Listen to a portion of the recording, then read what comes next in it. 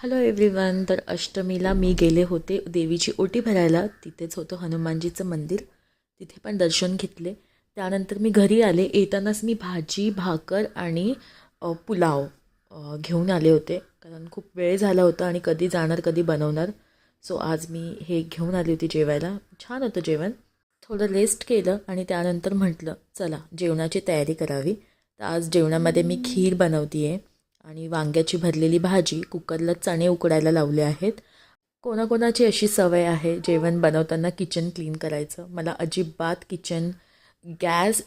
किचनचा platform खराब झालेला आवडत नाही. मला तो क्लीन लागतो. आणि ही खीर आता होती आहे.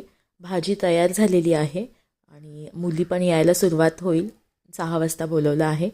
तर कन्या पण आल्या आहेत. त्यांचं पूजन करून घेतलं, त्यांना आणलेले गिफ्ट्स दिले. आणि ही आहे माझी छोटी बहीण आणि हे आहे आमचं बाळ. तर देवीनं नाव आहे तिचं. आणि ती जरा उशीर झाला होता तिला यायला, पण मग तिचंही मी कन्यापूजन करून घेतलं आणि ती खूप नाचली, खूप मजा केली. रात्री माझी मैत्रीण आली होती, मग तिची ओटी भरली आणि माझ्या बहिणीची ओटी भरली. आजचा दिवस खरंच खूप दमायला झालं होतं. त्यानंतर मी एक कॅन्डल बनवलं होतं ऊद फ्रेग्रन्सचं, ते लावलं. चला तर मग आपण पुन्हा भेटूया उद्या.